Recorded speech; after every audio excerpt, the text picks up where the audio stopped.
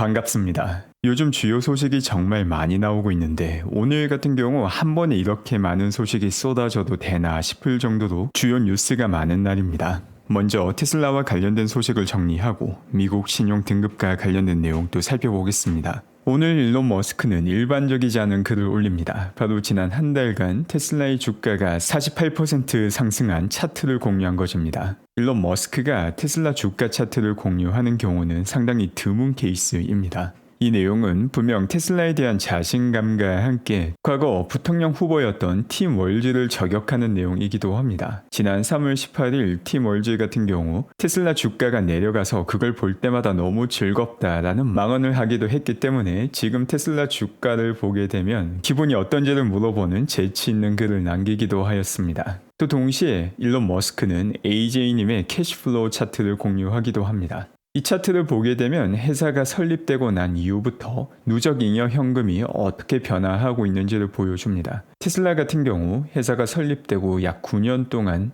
마이너스 잉여 현금이 누적이 되었었는데 이때부터 반등을 시작하였고 또 회사가 설립되고 약 11년 이후부터는 플러스로 전환하여서 최근 들어서 아주 빠른 속도로 누적 잉여 현금 흐름이 쌓이고 있습니다. 그런데 리비안 같은 경우 현재 7년 차인데 테슬라보다 훨씬 빠른 속도로 마이너스 누적 잉여 현금이 쌓이고 있습니다. 또 그 밖에 다양한 전기차 제조사가 있지만 그 어떤 기업도 아직까지 플러스로 전환하는 모습을 보여주고 있지 못합니다. 바로 이것 때문에 만약 미국 내에서 전기차 보조금이 사라지게 된다면 테슬라를 제외한 모든 기업은 파산의 가능성이 극도로 높아지게 됩니다. 그 밖에 테슬라 공식 계정에서는 다양한 영상이 올라오기도 하였습니다. 이 영상 같은 경우 뭔가 큰 도로로 들어가는 것 같은데 이 도로에 진입하고 나니까 엄청 정신없습니다. 차들이 차선도 지키지 않는 것 같기도 하고 난리가 난 상황입니다. 정말 정신없는 환경이 펼쳐지고 있음에도 불구하고 테슬라의 자율주행은 잘 작동하고 있는 모습을 볼 수 있습니다. 도로가 정말 넓은데 계속해서 커브를 도는 모습이 목격이 되죠. 그러다가 다른 곳으로 나가는데 이게 어디냐? 바로 파리의 12차선 해전교차로입니다. 보기만 해도 정말 아찔한 풍경이 펼쳐지는데 파리에서도 FSD가 잘 작동한다라는 사실 자체가 엄청난 대박 소식인데 12차선 해전교차로마저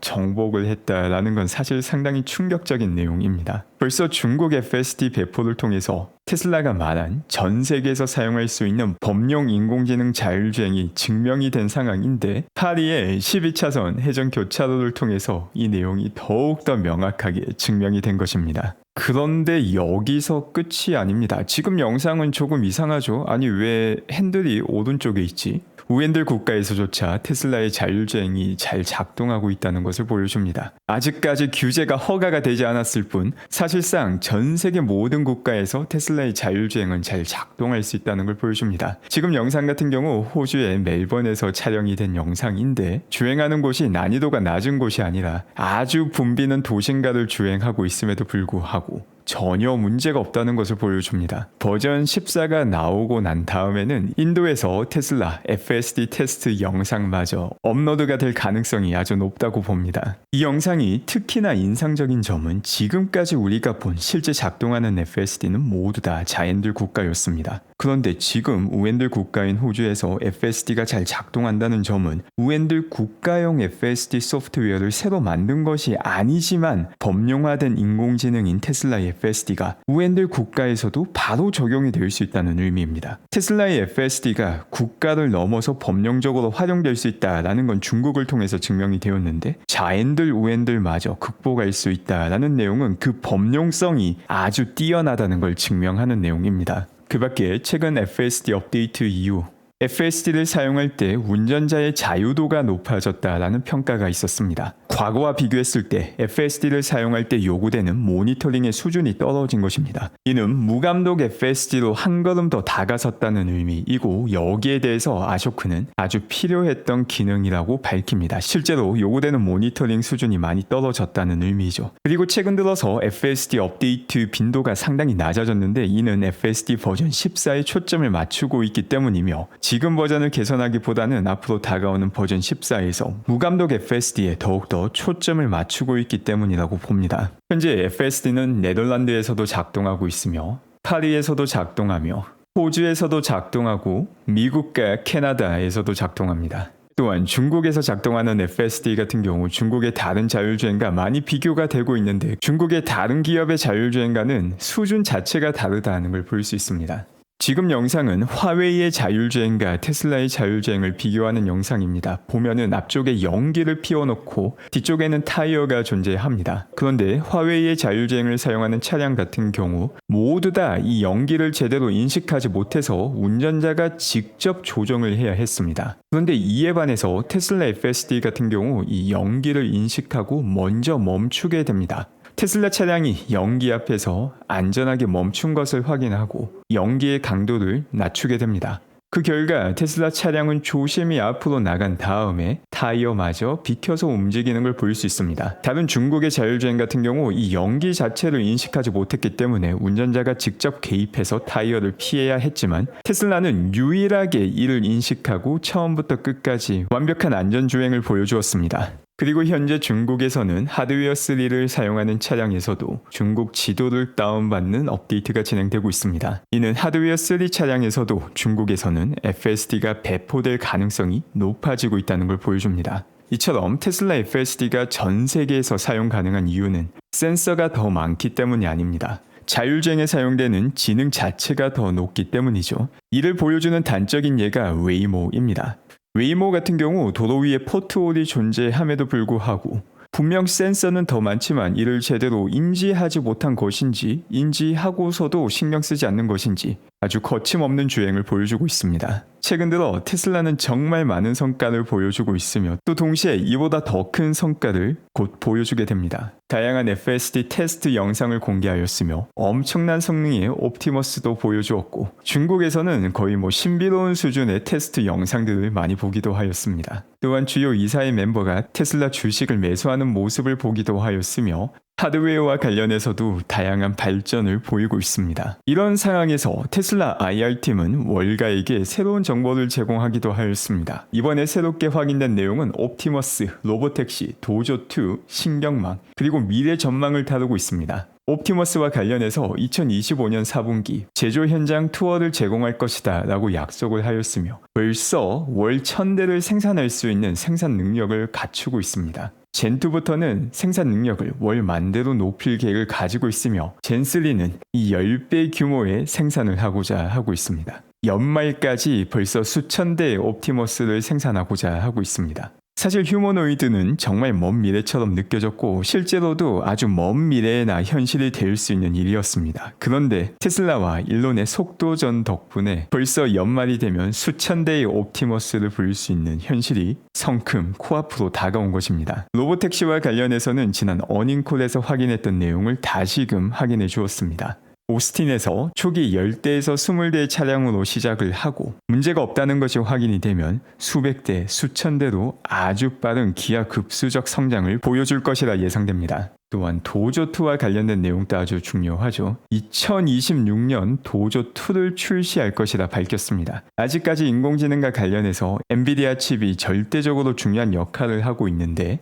도조2가 출시가 되게 되면 엔비디아보다 더 저렴하게 인공지능 트레이닝이 가능하게 됩니다. 또 동시에 도조3도 2028년 출시 예정을 앞두고 있다고 밝혔습니다. 그 밖에 신경망과 관련해서도 새로운 정보가 확인이 되었습니다. 옵티머스가 사용하는 인공지능 신경망 같은 경우 FSD보다 훨씬 더 크다는 내용을 밝혔습니다. 또한 테슬라의 인공지능 컴퓨팅 능력은 10배 증가할 것으로 내다봤으며 칩 가격 역시 전반적으로 더 저렴해지고 도저를 더욱더 많이 활용하게 될 것으로 내다봤습니다. 또 최근 들어 일론 머스크는 에너지와 관련된 이야기를 많이 하기도 하였습니다. 그런데 현재 기가 텍사스를 보게 되면 200개 이상의 변압기를 비축하고 있습니다. 이는 콜텍스 가동과 함께 다가오는 콜텍스 2.0까지 준비하는 모습으로 보입니다. 또한 오늘 테슬라는 새로운 이사의 멤버를 영입하였습니다. 바로 잭 하퉁입니다. 잭은 치폴레에서 20년 이상 CFO의 역할을 역임하였으며 그 이전에는 맥도날드에서 역시 CFO로 일을 하기도 하였습니다. 이처럼 제게 과거 경력이 맥도날드와 치폴레라는 점 때문에, 또 동시에 곧 로보택시가 시작되고 옵티머스의 활동이 시작된다는 점 때문에 테슬라의 로보택시 네트워크를 활용하여서 우버 이처럼 배달 음식을 대신하는 새로운 사업이 시작되는 것이 아닌가라는 예상도 나오고 있습니다. 또한 동시에 제카툰 같은 경우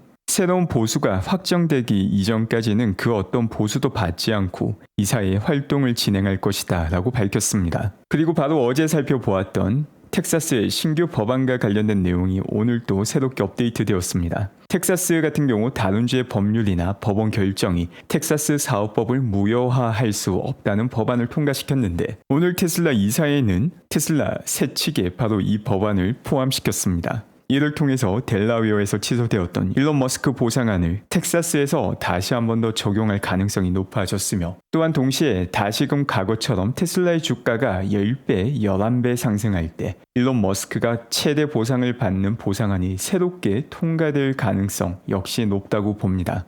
그리고 오늘 장이 마감되고 얼마 되지 않아서 나온 소식이 무디스에서 미국 신용 등급을 내렸다라는 소식입니다. 무디스는 미국의 신용 등급을 AAA에서 AA1으로 내렸는데, 그 이유로는 미국의 부채와 적자가 급증하기 때문이라고 밝혔습니다. 그런데 지금 타이밍이 참 공교롭습니다. 급증하고 있던 미국의 부채와 적자를 일론 머스크의 도지를 통해서 상당 부분 안정시키고 난 이 시점에서 하필 신용 강등이 일어나게 되었습니다. 미국의 신용 강등은 이번이 처음이 아닙니다. 2011년 8월 5일 S&P에서도 AAA에서 AA 플러스로 강등을 하였고, 2023년 8월 1일 피치에서도 AAA에서 AA 플러스로 신용 등급을 강등하였습니다. 지금 보시는 게 2011년 8월 5일 나스닥 100 지수입니다. 당시를 보게 되면 조금 시장의 변동성을 보여주기는 하였지만 2달 정도 만에 회복을 하였고 다시 조금 내려갔다가 그 다음에는 무슨 일이 있었냐는 듯한 움직임을 보여줍니다. 또한 비슷하게 2023년의 강등도 한번 살펴보죠. 그동안 역시 많은 일이 있었지만 미국 전체 시장은 계속해서 우상향을 이어나갔으며 중간중간 딥이 있었지만 결국은 우상향하는 모습을 계속 보여줍니다. 그리고 2023년 8월 1일 역시 잠깐 내려갔지만 두세 달만 지나도 무슨 일이 있었는지 알 수 없을 수준으로 지수는 다시 우상향합니다. 그리고 다시 오늘 무디스에서 미국의 신용 등급을 하향하게 됩니다. 이와 관련해서 다양한 자극적인 내용이 쏟아질 것입니다. 사람의 공포와 감정을 자극하는 컨텐츠가 많은 관심을 받는 것은 검증된 사실입니다. 어차피 시장의 주가는 그 누구도 알 수 없기에 아니면 말고 식의 공포를 자극하는 소식이 쏟아지며 이번은 다르다라는 이야기가 많이 나올 것입니다. 물론 이번은 과거와 조금 다른 패턴을 보여줄 수도 있습니다. 전혀 신경 쓰지 않고 계속해서 올라갈 수도 있으며 과거보다 조금 더 빠질 수도, 조금 더 횡보하게 될 수도 있습니다. 하지만 중요한 건 긴 관점으로 볼 때 이는 전혀 의미 없는 내용이며 조금만 시간이 지나도 사람들은 이 뉴스를 완벽하게 기억해서 잊어버리게 될 것입니다. 이번 신용 강등이 주식시장에 어떤 영향을 미치게 될지 그 누구도 정확하게 예상할 수는 없지만 최소한 과거 사례를 봤을 때 크게 걱정할 만한 내용이 아니며, 특히나 지금 상황은 과거와 비교했을 때 결코 더 나쁘지 않은 상황이다라고 저는 평가합니다. 주식시장에는 항상 공포와 탐욕을 자극하는 뉴스가 넘쳐 흐릅니다. 그리고 이런 감정을 자극하는 뉴스에 빠지는 순간 투자가 아닌 투기가 시작이 됩니다. 이런 투기가 아닌 투자를 하기 위해서는 이런 감정을 자극하는 뉴스에 휘둘리는 게 아닌 기업이 만들어 나가고 있는 그 본질, 그 기술과 미래에 초점을 맞출 필요가 있다고 봅니다. 오늘 또 함께 해주신 분들 감사드리며 즐거운 하루 되시기 바랍니다.